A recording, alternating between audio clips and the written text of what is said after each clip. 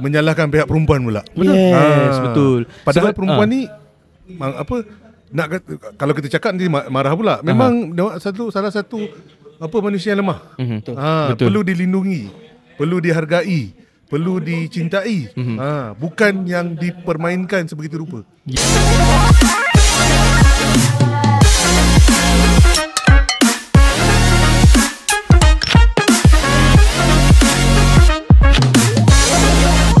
Assalamualaikum warahmatullahi wabarakatuh. Waalaikumsalam. Selamat datang sahabat-sahabat. Saya Jimmy dan juga Iskandar. Kita rekod sehari terlewat.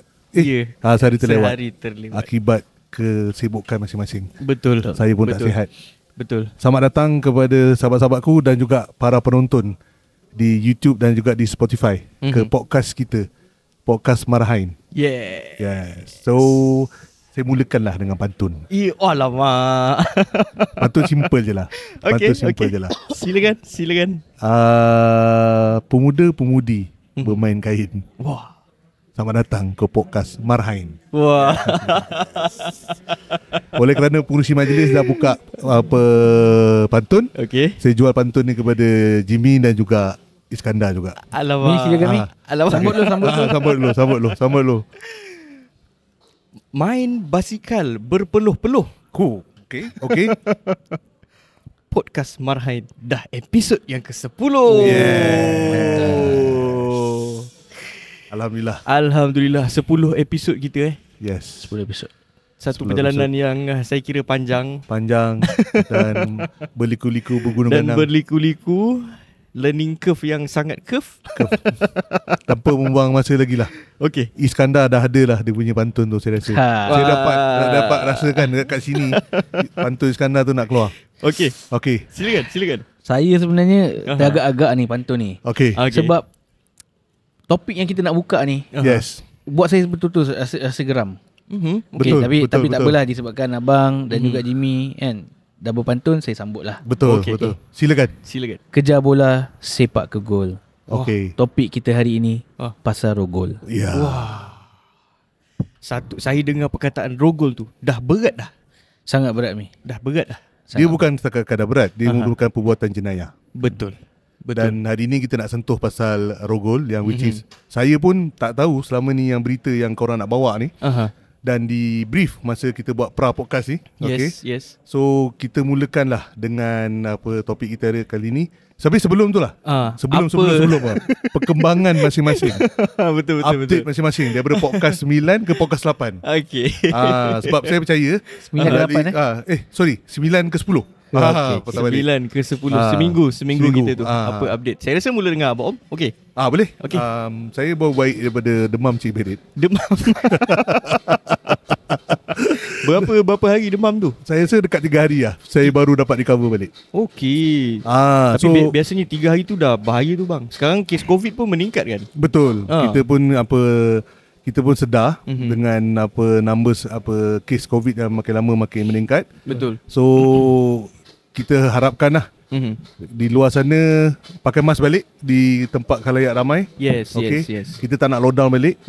Dan saya rasa kita tak akan pergi ke, walaupun ada start orang cakap akan start lockdown balik, yada latu ini adalah Dajjal and then flat earth, anti-vaksin semua keluar balik.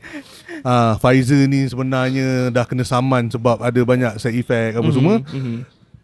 Rasa sebab 90%, rasa 70% rakyat Malaysia dah divaksin. So saya rasa dia tak akan masuk ke fasa, minta lah dia tak akan masuk ke fasa lockdown. Sebab walaupun ramai orang kena COVID, tapi fakta yang kita tahu dia sebenarnya dia just demam sesama biasa. Betul. Dan dia kuarantin di rumah, tak sampai macam teruk macam kena pergi hospital. Betul. Macam dululah. Cuma jumlah peningkatan kes yang saya tengok latest semalam ke hari ni tak silap, saya ada baca news. Minggu lepas 6,000, minggu ni 12,000. Wah, sekali ganda. Dia one up terus double. Saya bukanlah nak menakut-nakutkan masyarakat, Tapi ni apa, reality bukan. je, Tapi ni this is reality. Yes. Dan saya rasa better pakai je lah mas, di Pakai, tempat yang Mas. sesak. Siapa yang belum dapat booster tu, boleh check balik, boleh install balik MySejahtera. Betul. Update balik MySejahtera dan try. Ramai Tak tahu yang dah uninstall. Ramai yang dah uninstall. Okay, so macam mana Mi, perkembangan awak daripada episod 9 ke 8? Sorry, saya rasa 9 ke 10. 9 ke 10. Dari tadi dia tak habis-habis lagi. Saya sebab kesan demam. Saya minggu lepas saya ke pesta buku. Oh, Saya ke pesta buku. ya, Shah Alam menjadi tuan rumah kepada Selangor International Book Fest. Yes. Jadi saya ke sana pada hari terakhir. Pada hari terakhir pesta buku tu lah. Okay. Memang sesak. Memang penuh dengan manusia, lautan manusia yang nak beli buku dan yang nak beli buku. Tapi saya pelik kat satu benda. apa dia? Tak adalah banyak buku murah pun. I mean like still ada potongan beberapa peratus di certain publisher punya booth. Tapi tak adalah murah gila macam tu, tak ada. Saya tak tahulah kalau biasanya dalam dunia retail ataupun dunia jualan ni, kalau tak ada buku murah tu, maknanya industri tu tengah doing well lah.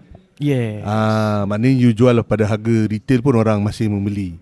Maknanya orang tak buang barang dia tak buang barang dia tak cuci barang So awak beli buku juga masa tu? Saya beli buku sempat. Saya beli buku sebenarnya sebelum ni. Kalau saya ke pesta buku atau di kedai buku, saya akan beli buku berkaitan dengan pembelajaran. Okay. Sebenarnya lah, contoh pasal saya suka baca buku marketing. Saya suka baca buku brand-brand yang besar, macam mana diorang buat marketing. Tapi kali ni berbeza. Saya kali ni saya beli buku puisi dengan buku cerpen. Art berat. Art berat sikit lah ya. Buku art berat. Sebenarnya saya nak apa orang kata, saya nak tajamkan balik skill menulis saya. So saya kena banyak tak salah membaca. sebenarnya kita nak mendalami sastra kita, betul? Yes, betul. Saya pun dah start menulis balik. Alhamdulillah. Di Medium, boleh tengok di Instagram saya ada link. Lebih kepada blog lah. Saya mula dengan blog. Nanti bagi link dekat saya boleh letak kat description. Okay, sure. Alright. So awak punya perkembangan daripada podcast ke-9 ke 10, dan awak teruskan langsung masuk ke topik berat kita pada malam ni tanpa membuang masa lagi lah. Saya rasa penonton banyak yang excited. Ada yang tertanya-tanya apa yang kita nak bawa ni. Sebab tadi waktu Jimmy cakap pasal perkembangan pun, saya duk scroll lagi X okay. Dan saya masih lagi tak lepas saya punya perasaan geram, marah, kecewa, sedih Okay. Sebab memanglah tak jadi kat ahli keluarga kita kan. Tapi perkembangan awak macam mana? Ya. Sebelum awak tu, perkembangan saya agak sibuk. So bila saya bekerja, saya akan tolak tepi semua hal-hal di luar bidang kerja saya. Termasuklah malam ke apa, saya tak akan buka social media dan sebagainya. Facebook saya pun baru-baru kena hack. Aduh. Itu sedih betul. Dah dapat recover balik awak punya macam mana? account? Apa cerita? Belum lagi. Saya hari Isnin tu saya realise lah, kenapa dekat phone ni saya biasa setiap pagi akan buka Facebook. Kan, sebab kita nak kita just nak tengok lah apa update dan sebagainya. Buka dah log out dah. Saya bila masa pula aku tukar password kan. Dan saya cuba login. Dia kata dah tukar. Dan saya track balik dekat saya punya email. So bila saya track balik kat email saya boleh je login.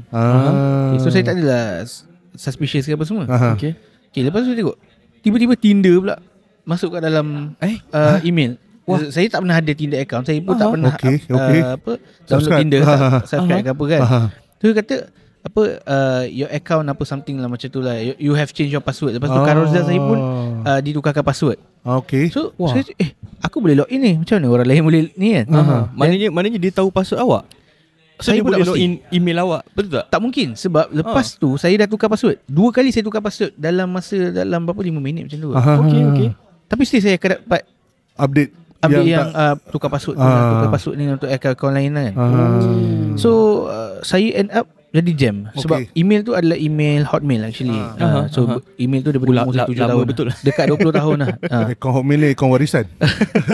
So bila turun-temurun. Bila saya check balik Microsoft punya ni, dia satu part nama dia security. Okay. So saya boleh tengok sign in activity. Okay. So saya tengok okay, ada Malaysia saya. Lepas tu bawah tu selang 1 jam, selang few hours memang ada daripada China lah, daripada Australia lah, Germany lah, Itali lah, apa semua kan. Macam awak boleh kena target kan. So saya tengok rupanya macam diorang ada automatic synchronization dan benda tu successful. So apa saya buat lepas tu adalah saya turn on kan two factor authentication. Dan kemudian tu baru diorang tak boleh nak sign in lah. Tapi sehingga hari ni saya masih belum recover lagi Facebook account saya. Sebab bila saya cuba untuk tukar password tu, hacker tu saya rasa dah cuba tukar password lagi, supaya dia cuba untuk spam supaya saya tak boleh nak tukar password. So dia spam lah, forgot password kan. Dia buat automation pula macam tu. Agak bahaya juga macam tu kan. Sebab dia datang daripada Hotmail. Jadi awak sebenarnya pengguna Android kan? Saya pengguna Android. Dan saya biasa guna Google lah. Sebab Apple user jarang. Tiba-tiba tak ada daripada aku punya account. Tapi di dalam phone saya lah, di dalam phone saya tak ada account email Hotmail tu kat dalam phone saya. Memang ada kat laptop je. Okay. So Facebook awak menggunakan account Hotmail tu lah. Ya, Facebook saya sebab dah lama kan. Rasa kita akan buat topik episod khas lah untuk cyber security ni kan. Sebab saya rasa benda ni pun very important lah. Sebab betul. Dikabarkan juga website Pekeso kena hack melalui Microsoft account dulu. So saya tak terkejut lah bila saya kena tu. Saya pun dengar juga. Jangan kata Pekeso, website Jakim halal pun kena. Lepas ni dah tiba-tiba siapa-siapa dapat sijil halal. Betul. Mungkin certification tu mudah-mudah je dapat. Bahaya.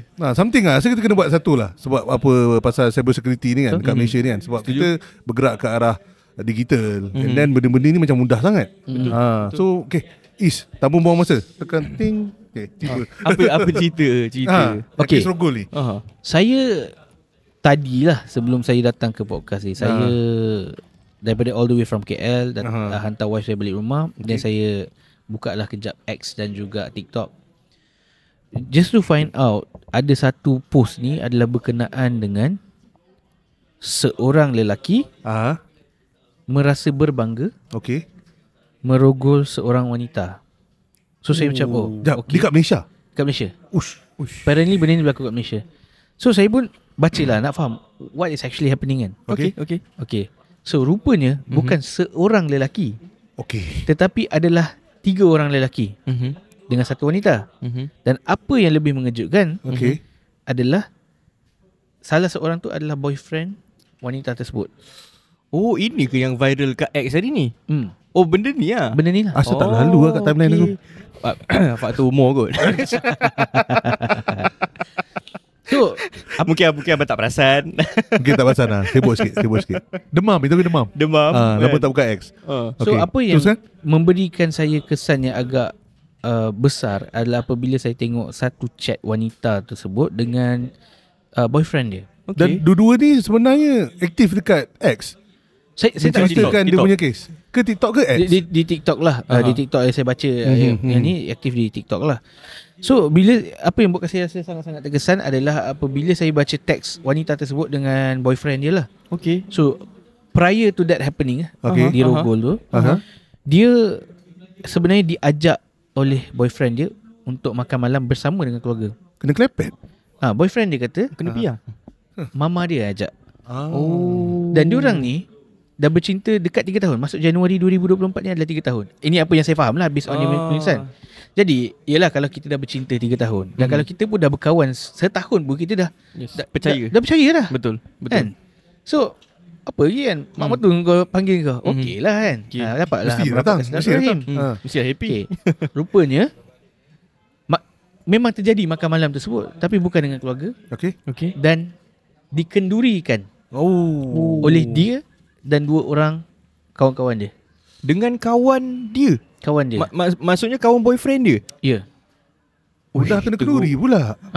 Teruk. So saya adalah baca beberapa post di X. Ada yang kata benda ni kenapa dalam video tersebut nampak macam perempuan suka. Dan video dia kena rogol tu dia upload. Saya tak pasti sebab saya tak tengok, saya tak sempat tengok apa pun. Yang saya tahu yang saya baca sekilas tadi, dia upload di TikTok. Yang upload tu adalah bukan boyfriendnya tapi kawan kepada boyfriendnya. Tapi video tu di inilah community guideline. Jadi video tu di ban lah. Di ban lah. Sefaham saya macam tu. Sebab saya dah tak jumpa video tu. Mungkin apa yang Jimmy cakap tu betul lah kan. Saya sempat jumpa video tu. Saya tak jumpa video tu. Saya jumpa orang screenshot video tu. Oh, dah kena community guideline. Yes. Macam tu. So apa yang saya rasakan kat sini lah, ada satu benda ni saya rasa agak terkesan lah. Sebab ada orang dia cakap, ni suka sama suka lah. Kenapa perempuan tu enjoy benda ni?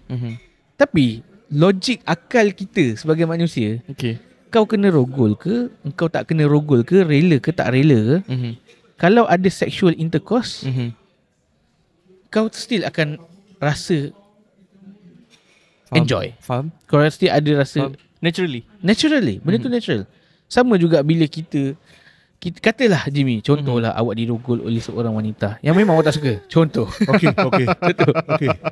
Awak memang tak suka dia. Benci.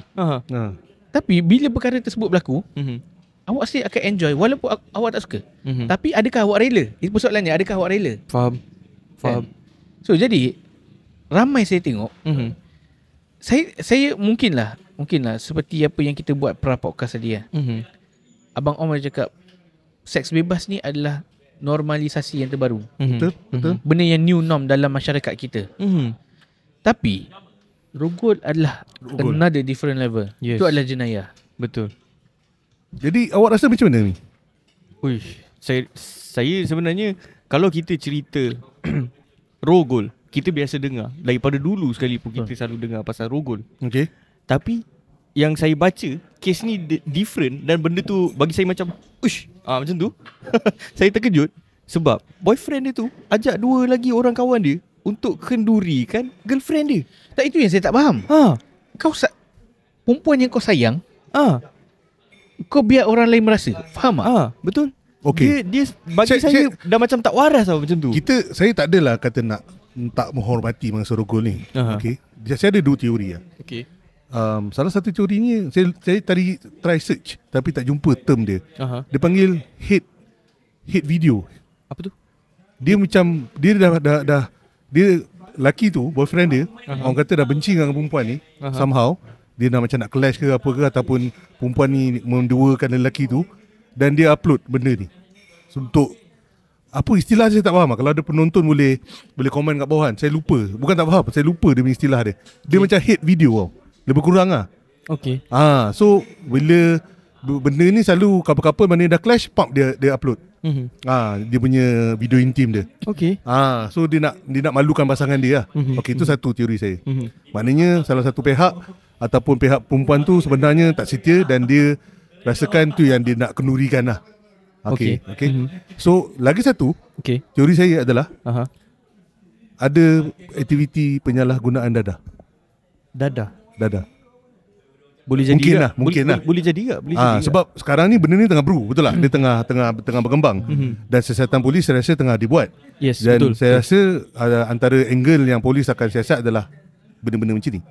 Betul lah. Dan pasal tu ada yang mungkin masih lagi di bawah pengaruh dadah dan dia boleh upload benda ni dekat tu. Tak, tapi bang, apa yang mengelirukan saya dan saya rasa benda ni mengelirukan setan juga. Adalah even Satan is confused. Even Satan is confused. Okay. Kita faham bahawa masyarakat kita bermegah, berbangga dengan apa dosa-dosa yang dia buat. Kan? Sentiasa upload lah. Kan? Tapi masalahnya dia ni berbangga dengan jenayah yang dilakukan. Dan post dekat social media. Betul. Dia bila seseorang tu orang kata salah, memang salah lah rogol ni. Walaupun teori yang saya cakap tadi lah, dan sekadar perbincangan. Bila dia dah di bawah pengaruh dadah, realiti antara A atau B, hitam dan putih tu dah tak dapat beza. Dah tak ada dah dia punya sepadan. Dan itu yang menyebabkan dia orang sanggup untuk upload dan ceritakan dan berbangga tentang jenayah. Dan mungkin bila barang tu dah habis, baru dia sedar. Apa yang dia buat tu salah. Itu lah bagi saya benda tu sebenarnya dah sampai satu tahap yang tak boleh, kita kena do something. Kalau setakat rogol, mangsa rogol atau pelaku rogol itu sendiri, kedua belah pihak tu dia akan malu. Betul. Disebabkan ini adalah satu jenayah dan aku malu.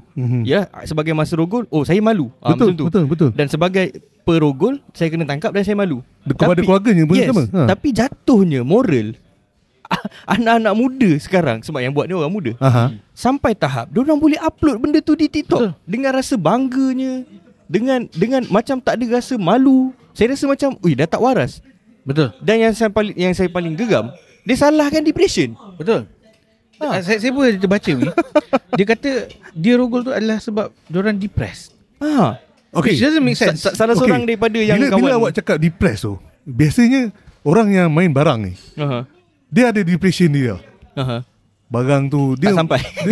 Dia bukan tak sampai tau. Dia menjiwai sangat.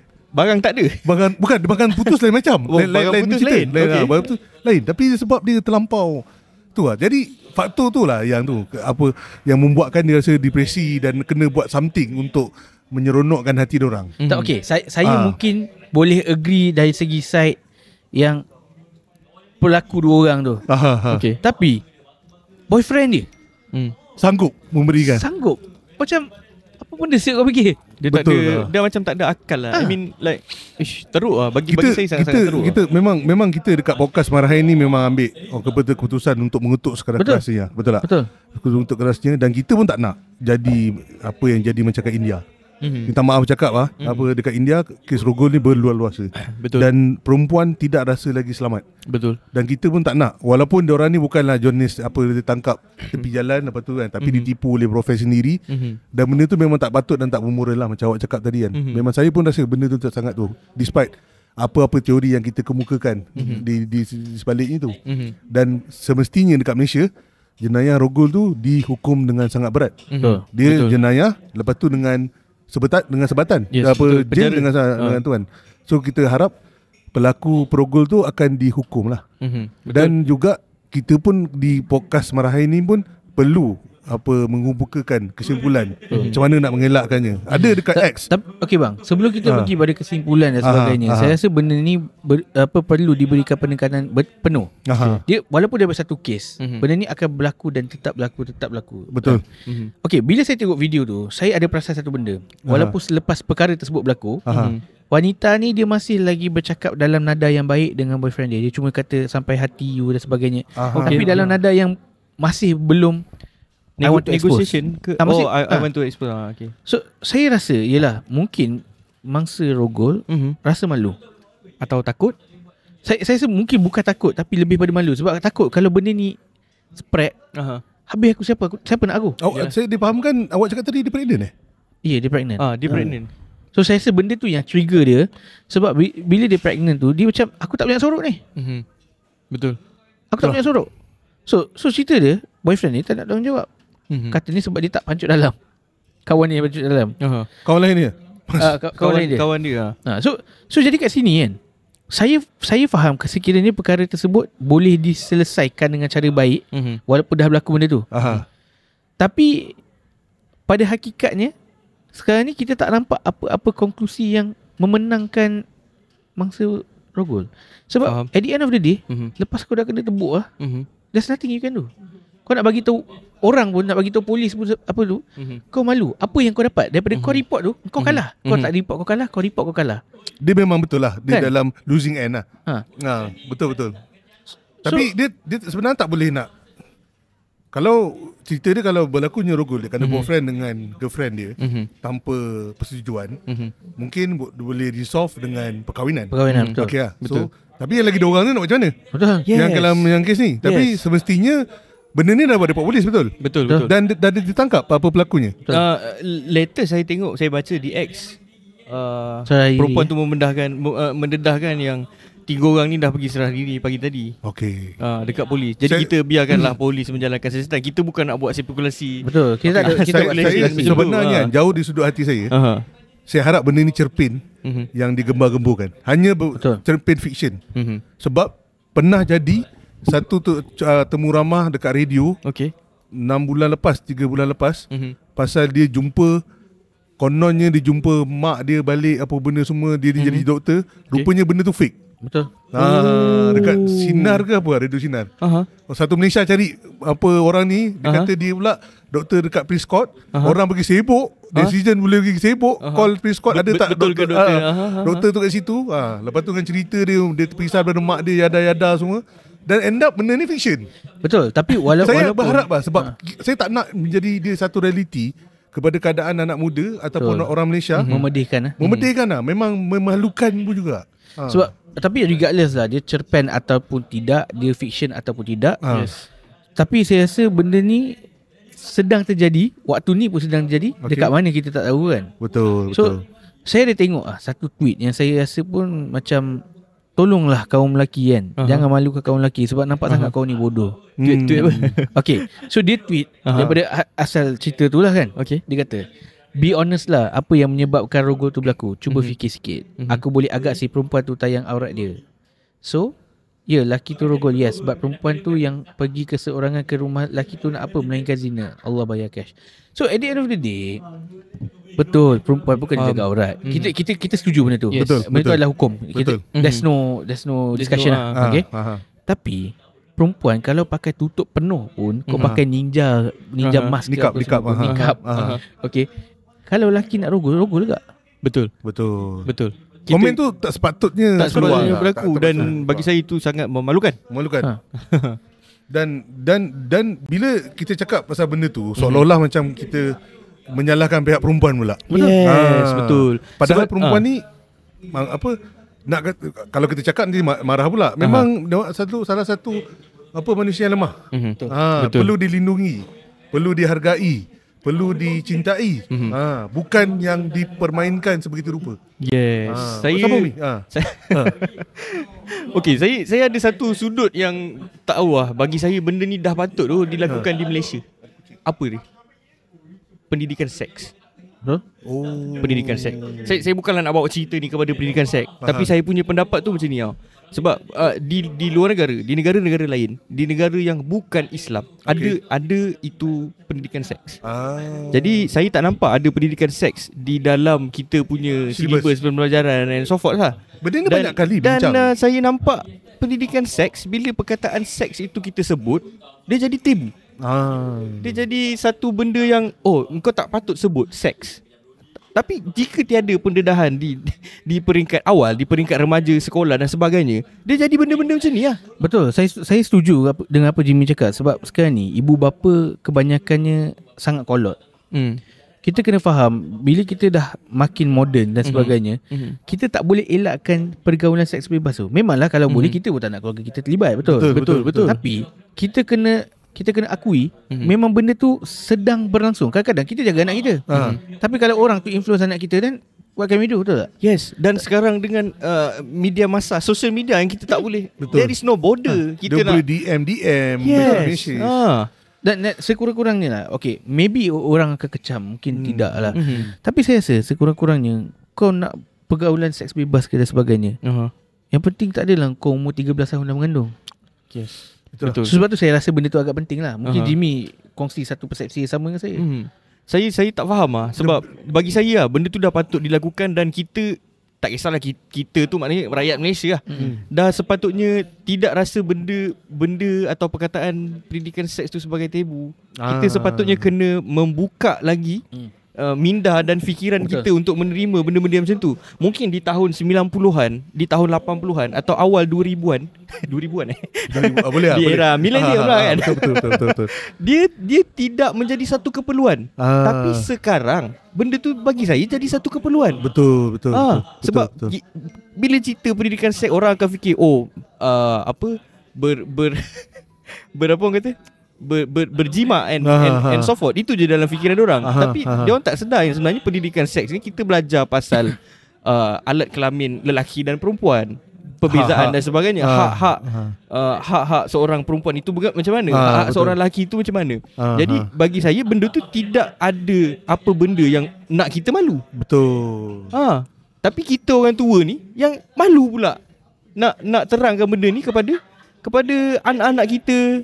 I mean like walaupun benda tu tak masuk dalam silibus pembelajaran kan. Dia sebab masyarakat kita agak kolot untuk rasa dia takut kita punya generasi menjadi liberal. Yes. Bila ada pendidikan seks tu. Betul, dia jadi liberal. Sebenarnya tak, jauh sekali. And then saya nampak sekarang ibu bapa bukan macam ibu bapa yang dulu. Ada setengah ibu bapa yang menerapkan pendidikan seks itu daripada awal kepada anaknya. Terutamanya anak perempuan. Betul. Jadi bila dia faham, tempat ni dia tak boleh touch. Tempat ni tak boleh pegang. Tempat ni tak boleh sebut. Tempat ni tak boleh ni. So budak tu akan faham. Tapi hanya setengah parents yang mengamalkan parenting punya. Ada parent yang sibuk sangat. Ada parent yang tak ambil tahu. Saya rasa lah mungkin berat untuk saya cakap. Okay. Tapi kalau perasan lah kan, kebanyakan anak-anak ini yang awak sebutkan ni tergolong pada anak-anak orang yang educated. Anak-anak orang yang belajar, educated. Okay. So kebanyakannya orang-orang yang tak habis belajar ni, yang hidupnya daif, miskin ni, yang tak ajar anak-anak benda ni. Inilah yang kebanyakannya yang 13 tahun dah mengandung. Faham. Kan? 16 tahun jadi minah rempit, tak tahu dengan bapa lelaki. So saya setuju dengan apa Jimmy cakap. Dan saya rasa sebenarnya ibu bapa, bukan ibu bapa lah, everything goes back to pendidikan. Okay, betul. When you are uneducated, you punya minda ni you cannot think properly. Faham. Kan? Dia memang senang kena klepet dah. Itu dah muncul apa flat. Betul. Itu satu hal lagi lah. Betul. Saya tak nafikan. Macam Izzaka betul. Kebanyakannya kes-kes berlaku pergaulan bebas, seks bebas dan sebagainya, penyalahgunaan dadah dan sebagainya berlaku juga di orang kata apa? Di tempat atau kawasan yang orang tidak educated. Betul. Tapi saya tak nafikan di orang yang educated pun ada juga masalah-masalah yang macam ni. Pergi clubbing, minum arak, ambil dadah. Tapi bagi saya benda tu bukanlah nak menundung jari kepada satu pihak saja. Cumanya tu bagi saya punya opinion is dah sampai masa dah kita kena ada pendidikan seks. Tapi saya tetap ada perbezaan kat situ. Kita tahu walaupun orang-orang anak-anak orang kaya ni buat benda tu lah, kan. Tapi sekurang-kurangnya tak ada umur 13 tahun mengandung. Tak ada pun yang tiba-tiba mengandung. Yang anak orang kaya ni dia seks bebas juga, tapi dia pakai kondom. Betul. Itu saya cakap. Itu maksud saya. Yang anak apa B40 ni tak pakai kondom. Betul. Sebab tu saya cakap kita tahu diorang buat juga benda tu. Tapi sekurang-kurangnya tak adalah umur 13 mengandung ke dan mengandung anak luar nikah. Sebab apa? They are educated. Yes. Kau nak buat itu hal kau lah, hak kau kan. Tapi sekurang-kurangnya inilah pentingnya pendidikan seks tu. Betul. Kena pakai protection. Kalau dia decide lah untuk mengamalkan seks bebas ni. Tapi dia juga, dan benda ni macam saya cakap tadi lah, teori saya. Apabila alkohol pengaruh dadah masuk, dia akan menyebabkan kita hilang pertimbangan. Betul. Dan benda ni bila dah ada banyak kes, bukan banyak kes lah, katakan macam kes ni, kalau ditangkap, kalau dia urine, ada kes alkohol dengan tu semua, kadang-kadang pihak polis mungkin nak charge satu kes je. Kes yang dadah ni mungkin dia tak charge. Ataupun terlepas pandang lah, ataupun dia tak urine lah. Dia lebihkan utamakan kes yang paling utama lah, iaitu jenayah rogol ni. Dan benda ni juga sebenarnya kita tahu lah, dekat kelab-kelab malam, dengan mabuk apa semua, buat balik perempuan, apa tak kisah. Tapi tahu-tahu besok pagi dah check in dah tu dah kena rogol tanpa kerelaan. Yes. Sebab bawah pengaruh something. Dan juga ada jugalah kes yang tak ada pengaruh pun jalan juga, on juga. Macam tapi bang, saya berharap satu benda lah. Sebab saya duk mengenangkan saya ada 2 orang adik perempuan, dan satu hari mungkin saya ada anak perempuan. Betul. Saya rasa macam ni lah, hinanya perogol ni macam seekor anjing. Sebab engkau ada banyak option kat luar. Kau boleh kahwin pertama, kau boleh pergi langgan dekat Brickfields Rumah Merah, kau boleh pergi rumah urut. Tapi salah juga tu. Memang salah. Memang salah. Tapi sekurang-kurangnya lebih bermaruah daripada korogol satu jenayah. Dan saya berharap sangat kalau andai kata dia dimasukkan ke dalam penjara, saya harap bontot dia tu lepas. Tak, tapi memang betul pun.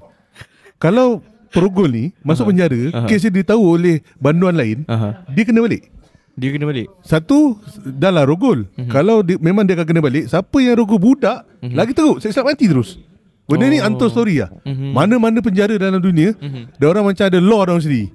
Dia orang kan, kau rogol kau siap kau. Something like that lah. Pasal tu ada istilah dalam penjara, kalau sabun jatuh jangan kutip. Something like that lah. So antaranya dia akan hukum, banduan-banduan ni akan hukum orang yang merogol dan especially yang merogol budak. Itu memang kena teruk. Yang saya terkejut lah pasal kes ni sebab yang jadi tu dekat orang muda. Jadi itu yang paling saya terkesan sebab macam mana masa depan dia? Yes, macam mana masa depan dia, macam mana dengan lagi-lagi bila yang perempuan tu dah pregnant. I mean like ada cara lah pencegahan abortion dan sebagainya. Tapi Indonesia kita tak pergi ke arah tu. Biasanya dia akan carry sampai anak tu besar. Dia akan carry lah. Dan bukanlah nak kata apa yang diorang buat tu macam mana nak cakap bukanlah nak kata apa yang diorang buat tu terlalu ekstrim. Ya, sebab kalau ekstrim lepas rogol dia akan bunuh and so forth. Jadi kalau saya dengar kes-kes di Indonesia yang lagi teruk kan, di negara-negara lain. Tapi untuk di Malaysia kes sebegitu, saya dah consider benda tu ekstrim lah. Benda tu dah teruk. Tapi bagi saya sama je Mi. Dia lepas rogol dia bunuh ke ataupun tidak, sebenarnya saya rasa seksa lagi hidup wanita tu. Bila dia hidup. Betul. Sebab awak kena faham satu benda. Dalam Malaysia ni kita ada satu culture. Orang yang paling dekat dengan kita tu yang akan berkata-kata. Contohnya makcik-makcik saudara kita. Betul. Ahli keluarga, family members. Jiran tetangga. So the pressure tu saya duk fikir, let us put ourselves dekat shoes budak ni, wanita ni. Macam mana dia nak teruskan kehidupan 10 tahun akan datang? Orang akan cerita, dulu dia ni pernah kena rogol, kena tipu orang, kena rogol. So tak tahu lah nak describe macam mana. Sebab tu saya jadi geram. Dan perempuan tu sendiri akan trauma. Even di Malaysia, saya tak tahulah apa akan jadi kepada perempuan tu. Saya berharap family dia tak buang dia lah. Betul. Tapi banyak juga kes yang kita dengar dah mengandung pregnant dan kena rogol. Tak kisahlah kena rogol atau suka sama suka, biasanya family nya akan buang atau dia sendiri yang keluar daripada family tu. Kalau pergilah yang kepada rumah-rumah kalau yang menikah luar yang melahirkan anak luar perkahwinan, pun akan dibuang juga. Akan dibuang keluarga. Saya harap family dia tidaklah menyeksa dia sampai sebegitu rupa, sampai buang dia daripada keluarga and so forth. Betul. Maknanya kalau ada satu masalah tu, hadapilah benda tu sama-sama. Memang orang akan cakap, kau cakap senang, tak kena kat engkau. Saya faham benda tu. Dan saya banyak juga baca artikel-artikel pasal rumah perlindungan kasih and so forth. Macam tu dekat Malaysia ada rumah-rumah yang sebegini. Bagi saya, kalau dah tak ada tempat sangat, pergilah ke arah tu. Daripada engkau bunuh diri, daripada engkau gantung diri, daripada engkau buang anak tu, dia lagi menjerumus kepada benda yang lagi teruk. Ada juga dia masuk ke kancah pelacuran. Yes. Dia terlampau, dia korup, dia punya minda dia korup. Yes, dia tidak boleh berfikir secara betul dan dia terus masuk ke itu yang kita tak nak. Itu yang kita nak. Tapi saya perlu add on satu point lah yang saya rasa mungkin kenapa banyak perkara macam ni makin berleluasa sekarang kat dalam Malaysia. Antaranya adalah kerana ibu bapa yang meletakkan satu mahar untuk anaknya yang terlampau mahal. Saya rasa sebegitu. Okay. Kenapa? Pendapat awak? Betul. Sebab sekarang ni dengan keadaan ekonomi yang sangat sukar, kan, dan biasalah bila orang bercinta, nothing can stop us. Okay. Masalahnya, there are something that can stop you, iaitu hubungan apa orang kata, kahwin. Halalkan hubungan tersebut. Betul. Kan? Jadi ini topik yang menarik. Dan saya rasa kita kena berhenti sebentar. Okey, sebelum kita akan bincangkan apa pasal topik yang menarik ni. Yes. Pasal mahar ataupun mas kahwin. Bukan mas kahwin, hantaran. Hantaran. Harga jualan. Hantaran harga jualan mas kahwin lain. Okey, untuk kahwin ni terlampau mahal pula kat Malaysia. Yeah. Okey, so kita sambung sebentar lagi. Okey, alright.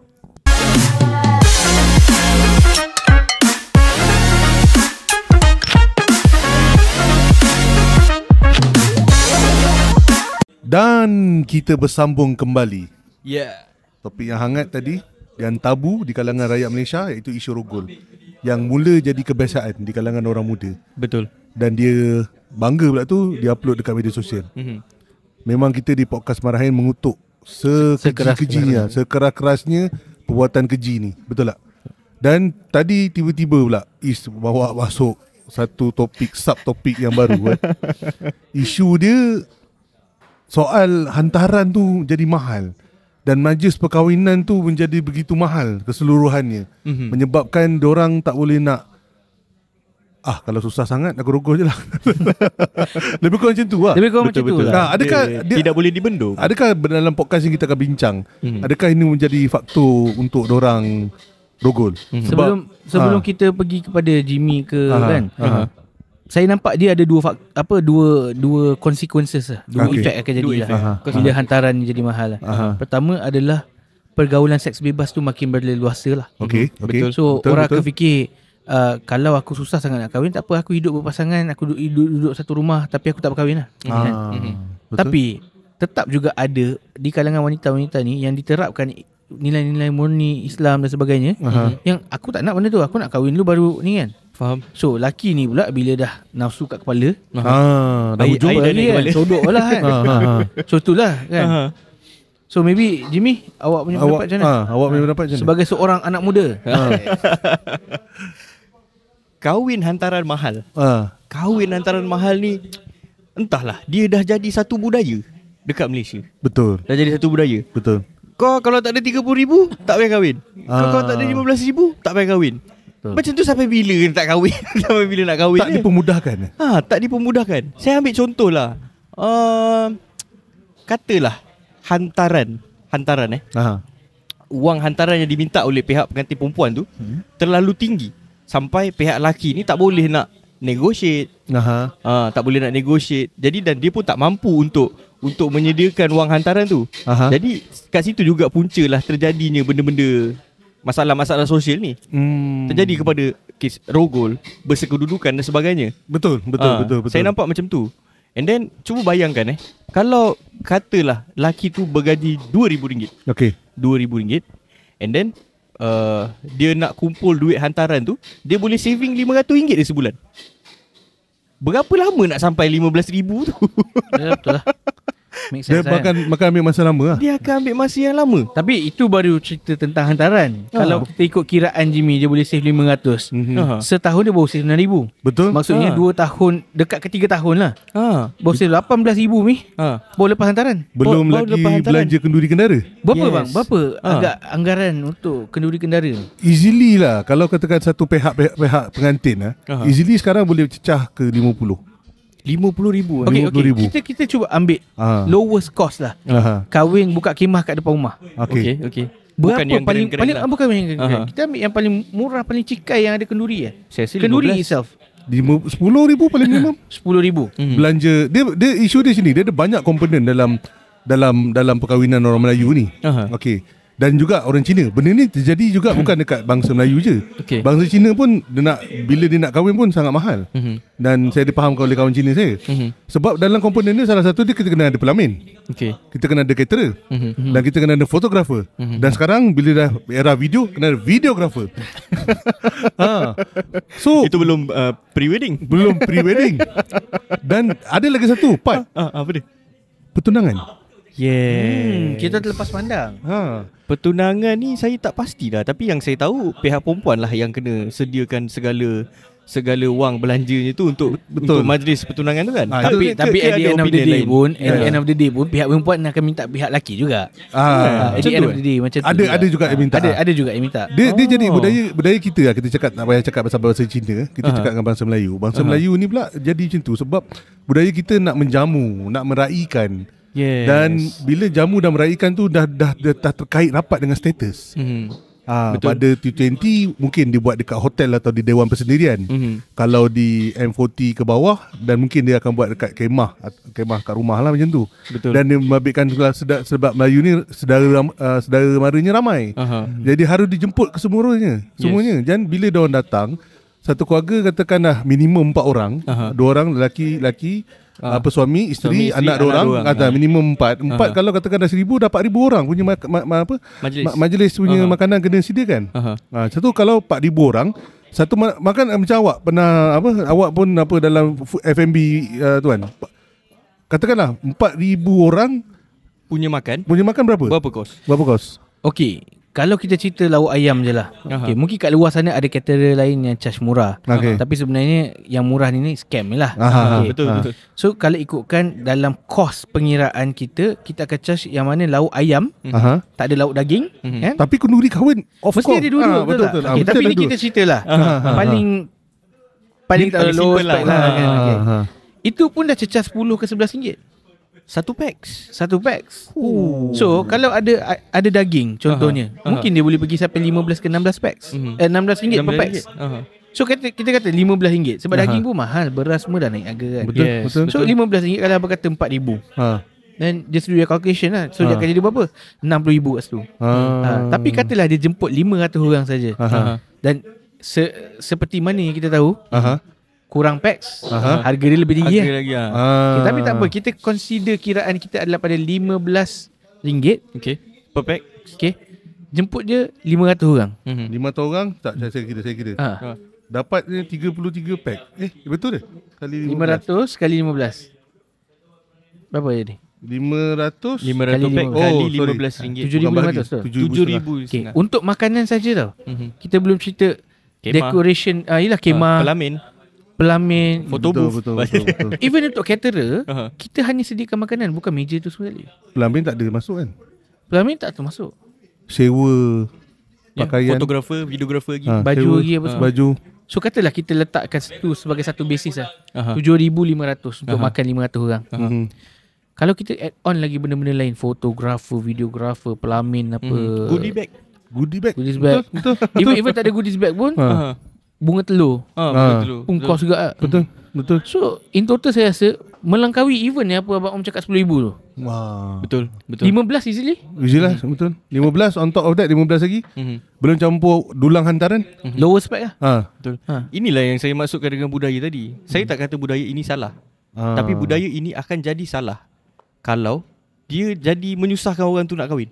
Dan semakin lama semakin tak terkawal. Saya tak kisah buatlah budaya apa sekalipun. Apa namanya? Buatlah macam-macam budaya kena kahwin ke apa ke, tak kisah. Tapi selagi benda tu tak membebankan dan benda tu tidak melanggar syariat Islam tu, so then kita tak ada masalah dengan tu. Yang jadi susahnya bila kita nak fulfill benda yang budaya sampai kita tak fulfill benda yang berkaitan dengan Islam. Betul. Sebab sefaham saya lah, mungkin saya salah, mungkin abang Om boleh memberikan sedikit pencerahan. Islam itu memudahkan. Betul kan? Dan dalam pernikahan pun, dalam orang kata apa, kita punya rukun nikah pun tak pernah pun diberitahu kena ada kenduri. Betul. Yang penting tu war-warkan. Okey. Dia betul lah. Dia sebab saya, walaupun saya tak pernah lagi nak menikahkan anak sendiri atau menikahkan orang lain, ataupun apa adik sendiri ke apa kan, tapi saya jangkakan dia begini. Kau nak anak aku, in order kau nak tunjukkan yang kau boleh jaga anakku, so you can bayar kau punya hantaran yang keluarga kita orang minta. Itu satu. To prove that you are competent lah. To prove you are entitled lah to my daughter. Itu satu. And dua, dia benda ni sebenarnya dia nak meraihkan. Dan salah satu perkahwinan ni, kewajipan untuk perkahwinan ni adalah untuk meraihkan dan mewar-warkan perkahwinan tersebut. Dan melalui jamuan makan tu adalah dia punya cara untuk meraihkan dan mewar-warkan perkahwinan tersebut. Saya faham yang pasal poin pertama abang tadi. Abang cakap pasal apa namanya? Apa poin pertama? Kau layak tak layak nak dapat anak aku ni. Ceritanya macam tu kan. Ya, boleh. Saya tak ada masalah kalau duit hantaran yang diminta tersebut pergi kepada bakal wife saya. Faham. Tapi kalau duit tu pergi buat kenduri, mak dengan ayahnya yang enjoy duit tu, and then aku ni lepas kahwin, aku ni yang kena tanggung anak engkau ni. Saya setuju dengan apa yang Jimmy cakap. Dengan macam-macam benda yang you know, lepas kahwin tu sebenarnya lagi banyak pakai duit daripada nak kahwin. Dengan sewa rumah. Saya setuju dengan apa yang Jimmy cakap. Dan sebenarnya bagi saya kurang bersetuju dengan ibu bapa yang teori pertama abang tu lah. Kalau kau nak anak aku, if you feel that you are qualified, kau kena ada 30,000 untuk hantaran ataupun 15,000 kan. Sebab at the end of the day, engkau hanya mengajar anak engkau untuk hidup dengan senang. Sedangkan dalam alam perkahwinan ni kita tahu kesetiaan itu teruji ketika kita susah. Kan? Betul. So engkau cakap kau kena 30,000 untuk nak kahwin dengan anak aku. Tapi kau tak tahu 30,000 tu lelaki tu pergi meminjam dengan Along. Contohnya buat personal loan. Contohnya. Betul. Dan saya rasa kalau perkara ini berlanjutan, ibu bapa lah sebenarnya weak. Kau lemah. Kau ajak anak kau jadi lemah. Dan kau sebenarnya tak layak pun dipanggil sebagai ibu bapa sebab engkau melahirkan generasi yang lemah. Wah. Betul juga. Boleh jadi, betul. Dia macam ni tau. Secara tak sengaja masyarakat kita terjerumus dalam benda ni. Because masa satu generasi yang sebelum kita berkahwin, diorang berkahwin yang sama juga macam cara kita, tapi kosnya sangat rendah pada waktu tu. Yes, betul. Oleh kerana kos inflasi dan kos bahan mentah yang semakin meningkat. Ayam dulu berapa, ayam sekarang berapa harga, betul tak? Betul. Dan dia jadikan benda tu dah jadi kebiasaan dalam budaya kita. Dan bila kita dalam budaya ni, bila kita dah tak buat, dah menjadi kata-kata kepada jiran-jiran. Anak kau dah kahwin ke? Tak jemput aku kan? Tak jemput aku. Kalau buat majlis kecil je, mesti makcik-makcik bawang ni dia akan kecil je majlis. Kalau majlis. Besar macam besar je majlis kahwin dengan orang kaya. Jadi macam tu pula. Dan selagi satu benda saya tak suka. Ni anak aku anak yang first, so kena buat grand-grand. Ini anak aku yang last, aku kena lah buat grand-grand. Ini siapa yang ajar kau fikir macam ni? Bagi saya lah, dengan keadaan ekonomi sekarang, sebenarnya orang ni, ibu bapa lah kebanyakannya, dia tak ukur baju di badan sendiri. Setuju. Kan? Saya alhamdulillah bernikah ketika waktu PKP. Dan saya rasa dan saya masih rasa sehingga hari ni, kalau aku tak kahwin time PKP, mungkin aku tak akan kahwin sehingga hari ni. Faham. Disebabkan asakan dan tekanan wang dan sebagainya tu. Betul, definitely me. Even yelah, alhamdulillah saya diberikan rezeki dengan duit. Tapi saya juga tetap merasa tekanan tu masih ada. Faham. So bayangkan kalau saya kena spend 50-60 ribu untuk majlis kahwin. 2 hari je settle. 2 hari je settle. 50-60 ribu tu, kalau ikutkan, saya boleh beli 2 biji Audi 2 pintu. Walaupun tahun lama. Kalau simpan dalam fixed deposit ASB pun dengan tabung haji pun dah beranak pinak. Contoh lah kan? At least saya rasa at the end of the day, ibu bapa ni dia sangat nak menunjukkan dia orang punya kejayaan. Anak aku kahwin dengan anak orang kaya.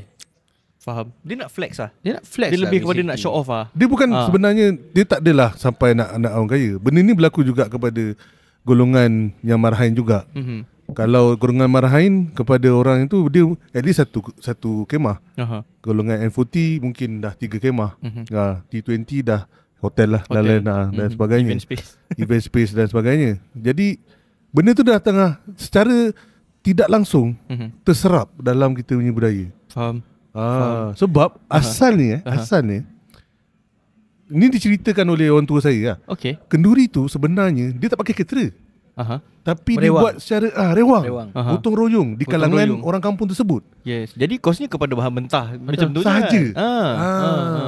Tapi bila kita dah masyarakat kita dah sekarang moden dah reben ni, ya kalau katakan saya nak kahwin dekat Syekh Lapan Shah Alam ni kan, mampu tak kahwin, tak ada orang nanti nak masak nasi aku. Ya kan, aku kerja kau kan. Kau nak masak dah, balik nanti aku masak. Tahniah je lah Tahniah. Tapi aku datang malam habis kerja. Lepas tu siap call lagi. Aku meeting lambat tu. Aku datang pukul 10 boleh tak? Jadi tak ada dah budaya nak rewang gotong royong macam tu. Betul. Sebenarnya mungkin macam ni lah. Pendapat saya adalah dulu wanita kebanyakan ni tak bekerja. Tekanan betul. Kan? Tekanan ekonomi tu tak ada. Dia diletakkan di bahu lelaki. Kan? Tapi sekarang ni lelaki kerja lah kau macam mana pun, kalau gaji kau 2,000 kak. Betul. So wanita terpaksa bekerja untuk support. Betul. So bila perkara tu berlaku, habis siapa nak merewang? Itu saya faham. Betul. Lagi satu benda kan, kalaulah tujuan buat kenduri itu untuk mewar-warkan, kalau itulah dia punya matlamat, sekarang macam-macam cara nak war-warkan. Betul. Tak perlu buat kenduri grand-grand pun boleh war-warkan. Saya ada satu pasang konsep. Pasang banner pun boleh. Saya ada satu konsep. Upload media sosial pun tak apalah. Betul. Yang saya rasa kalau ibu bapa kata okey aku nak menjamu tetamu, kan, ataupun kata aku nak mengwar-warkan aku punya anak dah kahwin, ada je banyak cara, dan saya dah jumpa satu formula yang tepat. Dah macam yang ni saya kena tulis ni. formula. Formula. So mungkin awak bila nak kahwin, awak boleh menggunakan konsep ni. Macam ni. Okay. Awak kahwin kat masjid, tak payah nak ada dewan dan sebagainya. Okay. Awak sediakan nasi lemak, telur mata, dan air kowe di masjid tu. Awak bungkus. Saya boleh tolong bungkuskan. Kalau awak kata 500 orang ni, nasi lemak telur mata RM2. 500 kali 2 RM1,000. Apa lagi yang nak? Okey, kau nak menjamu, objektif selesai. Nak kau war-war kan? Selesai. Lagi dekat masjid. Sekarang ni macam mana awak nak tahu sama ada ibu bapa ni nak grand, maksudnya nak bagi tahu orang yang menantu aku ni mampu ke tak? Adalah sebenarnya itulah dia. Boleh tak kau terima nasi lemak telur mata dengan air kowe masjid? Tak boleh. Kenapa? Malu aku. Itu jawapan dia. Itu jawapan dia. Tapi awak bercakap dari sudut parent meletakkan syarat. Okey. Katakanlah Jimmy ni dah tangkap cintan. Dengan sophisticated. Dengan sophisticated. Awak sophisticated ni. Okey.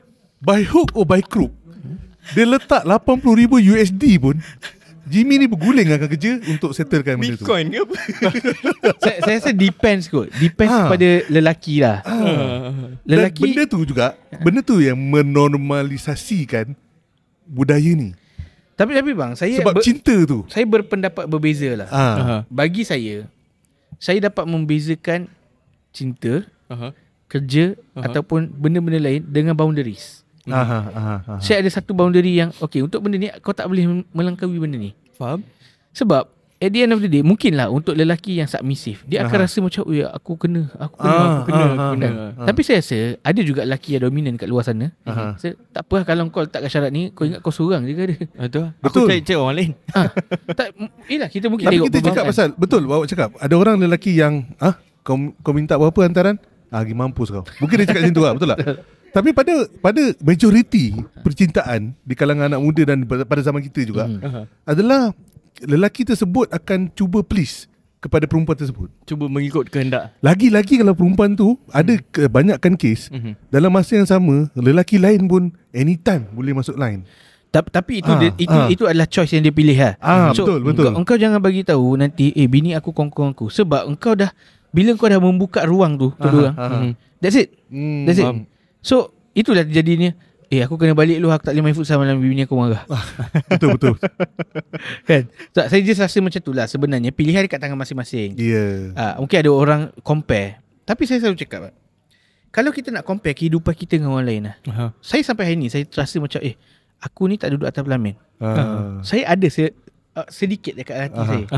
Tapi saya reflect balik, kalau andai kata waktu tu aku terpaksa spend extra RM40,000 ataupun RM30,000 untuk aku buat majlis, mungkin aku tak sesenang sekarang. Faham. Dan faham. Alhamdulillah diberikan saya rezeki. Lepas saya kahwin tu, saya dah dapat pakai BMW. Dan bagi saya, untuk umur bayi saya, saya dengan wife saya lebih happy yang aku ada kereta BMW. Daripada engkau buat ada achievement. At least daripada engkau buat grand kat hotel apa semua. Lepas tu kau susah. Lalas 2 hari je seronok. 2 hari je seronok. Lepas tu engkau kereta pun tak ada, motor pun tak ada, nak pergi kerja susah. Nak bayar deposit sewa lah, rumah pun tak ada duit. Betul. So faham. Benda ni memang rasa kita boleh buka episod baru lah. Betul. Betul juga. So kepada para penonton untuk komen lah. Satu isu rogol, dan isu rogol tu kita memang mengutuk sekeras-kerasnya. Itu rasa kita tak nak buka episod baru kan. Itu salah. Kecuali ada update. update twisted punya twist ke apa lah. Twist kan.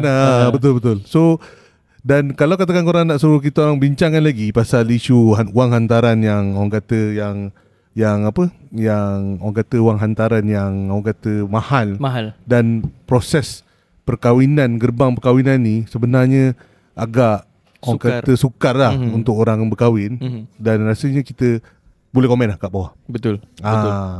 So pasal kita masuk balik dekat isu rogol tu, kesimpulannya bagaimana kita nak mengelakkan isu ni jadi lagi? Jimmy? Saya rasa macam mana pun jadi suatu perkara tu dia mesti ada punca lah. Okay. Jadi punca yang saya kenal pasti, yang saya rasa ini opinion saya adalah sebab kita ni tak ada pendidikan seks tu. Kalau ada, insya-Allah saya rasa benda tu boleh dibendung lagi. Ada awareness lah. Yes, ada awareness sekurang-kurangnya. Betul. Come on lah, dia dah 2023 dan nak masuk 2024. Kalau kita masih lagi berfikiran sempit, kita takkan maju. Kita takkan maju ke mana-mana pun. Kita akan berada di takut tu je. Faham. Jadi saya bukanlah bercakap yang orang mungkin akan cakap kau ni liberal lah. Macam tu. Tak, bukan. Ada liberal tu ada bordernya. Ada levelnya yang kita kena ni. Dan bagi saya pemikiran saya ni tak liberal. Bagi saya macam tu. Pendidikan tu adalah kunci. Yes, pendidikan tu adalah kuncinya. Okey. Betul. Awak? Saya setuju dengan apa yang Jimmy cakap. Sebab saya memang sangat menekankan tentang pendidikan. Daripada awal kita buat podcast sehingga ke hari ni, memang saya sangat tekankan pendidikan lah. Betul. Sebab dia dapat membentuk kita punya minda kan. Betul. So sama ada formal ataupun informal, pendidikan tu adalah penting. Tapi saya juga rasa mungkin kesimpulan yang kita boleh buat kat sini adalah ibu bapa, orang kata apa, pendidikan seawal-awal pendidikan adalah bermula daripada rumah. Betul, saya setuju. Betul. Saya rasa ibu bapa sebenarnya perlu memberikan lebih penekanan. Itu adalah pertama. Dan kedua, jangan defensif dengan anak. Maksudnya sekarang ni kita dengar banyak kes yang anak puan sebenarnya macam ni. Tak, anak saya baik kat rumah solat, tak tinggal apa semua. Pijak semut tak mati. Kopiah tu pakai sampai mandi pun pakai. Contoh. Tidur pun pakai tudung. So benda macam tu yang akan membuatkan diorang ni rosak.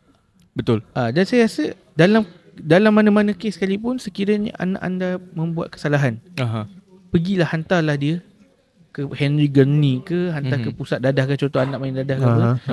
Itu adalah tanggungjawab kau untuk hantar anak kau supaya dia elok balik. Betul. Itu je lah bagi saya. Pusat-pusat pemulihan lah. Yelah, kalau kau dah tak mampu jaga anak engkau atau didik anak engkau, then kau bagilah kepada pihak yang mampu. Sebab at the end of the day bang, saya rasa setiap benda jahat yang kita buat perlukan satu punishment untuk kita, bukanlah kata membuang dosa tu, tidak, tapi orang kata supaya diberikan pengajaran, jangan dibuat lagi benda tu. Buat correction balik.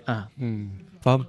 Betul. Saya setuju pasal soal pendidikan seks dan juga soal pendidikan bermula daripada rumah, parent tu sendiri. Saya sangat setuju. Sebab institusi kekeluargaan tu penting dalam pembentukan seorang manusia tu. Betul. Dia bermula daripada rumah. Dan kita faham atas tekanan hidup ada keluarga yang tak dapat nak fokus untuk penjagaan pendidik anak tu sebab dia sibuk bekerja. Betul. Ada yang 2 shift. Siang kerja pejabat, malam terpaksa buat Grab. Anak hantar kat pengasuh. Anak pengasuh. Isteri kena kerja shift. Sebab nak menampung kehidupan tu. Betul. Okey, kita tak boleh nak salahkan diorang bila diorang berada dekat dalam situasi macam tu. Tapi dalam sama saya kena tekankan kerajaan juga kena kawal penggunaan benda-benda yang terlarang. Sebab benda ni yang sebenarnya jadi pemangkin untuk hilang pertimbangan untuk buat benda tu. Jangan kata jenayah rogol. Kita boleh lihat sekarang jenayah bunuh pun dah semakin berleluasa. Yes. Kita tak nak rahsiakan ada DNA bunuh tu dekat dalam kita punya tu, rogol tu dalam kita punya DNA. Betul. Jangan jadi kebiasaan. Kes-kes yang macam sebelum ni, kes tikam pemadu Grab. Betul. Sangat muda. Saya macam apa yang kau fikir dalam kepala otak kau ni kan? Betul. Dia lagi satu bahan terlarang ni memang kerajaan lah yang kena buat. Yes. Saya kalau saya nampak katakan table depan ni tengah tolak barang, saya straightly akan report sebagai good citizen lah. Yes. Okay. Tapi dalam kerajaan dia juga kena kawal sempadan kita. Betul. Jangan, walaupun sempadan kita luas lah, banyak lah, apa tak cukup peralatan, tu you punya tu lah. You kutip lah cukai. Betul. You carilah pendapatan negara untuk jadikan sempadan kita telus. Bukan telus, tak apa, kebal dengan apa benda-benda macam ni. Dan saya tahu undang-undang dadah apa dekat Malaysia ni memang sangat ketat. Okey, tapi mungkin dari segi kita tengok macam tak pernah selesai, walaupun dadah ni menjadi musuh nombor satu negara. Macam never ending. Macam tak ada solution. Macam tak ada solution kan. Jadi saya rasa benda ni kena ambil kira juga. Yes. Dan betul. Saya faham pihak polis siang malam membentras benda ni. Dan punca dia, kalau pihak polis di dalam negara mementas tapi yang menjaga sempadan kita tak cukup juga pun tak guna juga. Yes. Betul. So dia never ending jugalah. Yes. Sebab benda ni merosakkan negara. Betul. Kita boleh nampak dekat US apa yang terjadi kepada generasi mereka. Yang efeknya kat generasi akan datang. Yes. Sebab benda ni Dia boleh jadi bunuh, jenayah rompak-merompak, boleh jadi rogol. Betul. So benda ni jadi benda yang paling penting lah dalam jadi orang kata antara tu lah. Sebab sejaga mana pun keluarga, walaupun dia ada diploma dalam pendidikan seks seksual pun, kalau dia terkena rogol, dia tetap kena rogol. Betul tak? Sebab perogol tu hilang pertimbangan. Okey, dan juga pendidikan Islam lah. Okey, agak-agak pendidikan Islam pun perlu diterapkan supaya dia bukan salah perempuan saja sebenarnya. Lelaki pun kena ada kesedaran. Betul. Bahawa merogol tanpa bukan kesedaran, tanpa konsen persetujuan. Persetujuan ni merupakan tindakan yang sangat-sangat bermoral. Macam awak cakap lah, anjing. Bukan kata anjing ni, kurap. Anjing kurap kan. Babi. Macam babi lah. Anjing tu tidak okey ke lah. Babi betul. Sebenarnya babi betul lah benda ni kan. Saya kata macam anjing tu macam mulia sikit tau. Sebab saya kadang-kadang tengok anjing tu comel kan. German Shepherd macho kan. Kalau babi buruk siah. Betul tak? Tapi saya setuju satu benda lah. Saya rasa kebanyakan anak muda kita, dia nak nampak cool, dia akan hisap dada, dia akan parang, minum apa semua. Minum. Bagi saya very simple lah. I think let's keep it simple kepada jauhi dada. Sebab saya rasa tak ada benda yang baik pun berlaku dengan you punya consumption of dada. Faham? Betul. Yalah, orang kata seteruk kau nak hisap dada, kau hisaplah rokok, hisaplah vape. Memanglah rasa tu berbeza, tapi apa yang kau dapat daripada tu? Nanti KKM cakap, inilah punca kau nak hisap dada ni, sebab kau dah punya rokok. Okay, make sense. Okay. Pasal tu je buat jiji. Tapi itulah, bagi saya, at the end of the day, saya rasa orang-orang yang hisap dadah ni memang engkau ni tak tahu lah nak describe in the words macam mana. Sebab yelah, mungkin ada kawan-kawan yang tengok, dan mungkin kawan-kawan saya pun ada hisap dadah kan. Tapi at the end of the day, dia kena tahu satu benda. Engkau ni dah perosak bangsa Melayu. Betul. So kau hisap dadah, tapi kau tak nak anak kau hisap dadah. Apa benda cerita kau tengah cakap ni? Pelik. Aku tak faham. Faham. So kalau satu hari, andai kata kawan-kawan saya yang hisap dadah dengar benda ni, kalau kau hisap dadah, tolong anak kau lahir je kau bagi dia hisap dadah terus. Dah satu hal lagi berita kita nak masuk podcast. Tapi dia ada orang yang marah. Bangsa Bani Tenang. Geng Bani Tenang mesti marah kat kita. Yes. Sebab for today lah kata. Because dia kata ganja tu bukan dadah. Ya. Dia recreational. At the end of the day, kita boleh je tenang tanpa benda-benda stimulan. Betul. Dan kita pernah bahas benda ni dalam episod podcast yang lepas. Betul. So lagi satu lah. Lagi satu lah. Sebab saya terfikir bila awak cakap yang pasal bunuh apa tu. Yang tikam pemandu Grab tu. Somehow saya rasa dia dipengaruhi oleh gerakan ekstremism. Ekstremism Kenapa dia sanggup? Ekstremism yang macam mana? Sebab dia tahu yang kat depan tu driver tu Cina. Uish. Inilah jadi apabila Malay supremacy berlaku. Bukan Malay sangat. Bukan Malay, dia Islam. Di sana nak cakap. Dia basically it's Malay supremacy Walaupun kita kata itu Islam supremacy, tapi kita ada Chinese Muslim. Betul. Tapi it's Malay supremacy. Dia macam ni lah.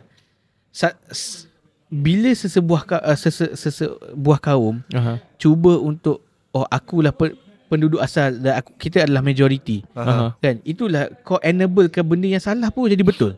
Sebab apa? Sebab itu adalah bangsa minoriti kena. Kan? Tapi bagi saya salah. Saya yang salah tetap salah. Ya. Kan? Jangan jadi enabler. Itu je. Itu teori saya. Okey. Sebab nanti dia akan jadi, bila orang yang misogynic ataupun tu kan, dia rasakan perempuan tu lebih tak setaraf ataupun jadi kedudukannya tu sangat rendah. Itu yang macam jadi kat India. Rogolan tu memang betul-betul berdosa. Ya, mungkin kita dengar pemikiran ekstremism tu. Dalam terms bisnes kita ada dipanggil sebagai cash cow. Di mana kita memperalatkan sesebuah bisnes ataupun seseorang untuk kita dapat duit. Kan? Benda tu dah memang salah kan? Memang tak ethical langsung. So mungkin di India dia ada term sex cow lah. Maksudnya dia nampak perempuan ni sebagai objek. Sebagai objek buat duit, bukan dia sebagai satu bukan sebagai satu orang manusia pun. Betul. Betul. Sampai haus dia buatnya. Okay. Untuk apa berbincangkan podcast kita pada kali ini. Okay. First time kita bercerita pasal apa topik tabu. Yes. Dan kita di podcast Marahin bukanlah nak mencari populariti. Betul. Tapi sebaliknya benda ni terjadi di kalangan rakyat. Yes. Dan saya rasa kita juga perlu share dengan kita punya viewers. Di mana apa yang kita kongsikan ni adalah memang kita punya lepak santai dekat mamak. Betul. Ini adalah cara kita bercakap. Betul, kan? betul.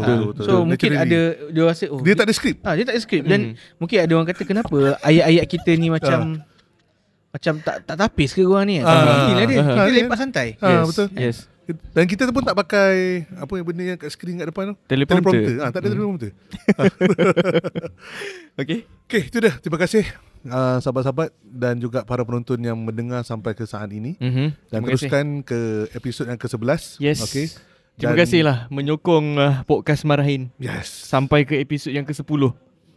Oleh kerana anda, kita dah mencecah 500 jam. 500 jam jumlah tontonan. Viewer sekitar 35,000 saat pada sebelum kita podcast ni. Kalau total betul. Kita jauh tertinggal berbanding podcast-podcast yang lebih hebat di luar sana. Yes. Tapi kita ada cara dan kerangka kita untuk menyampaikan. Betul. Dan yang paling penting tu masyarakat Shah Alam dapat benefit. Dan kita nak beri manfaat benefit kepada itu. So terima kasih kepada semua.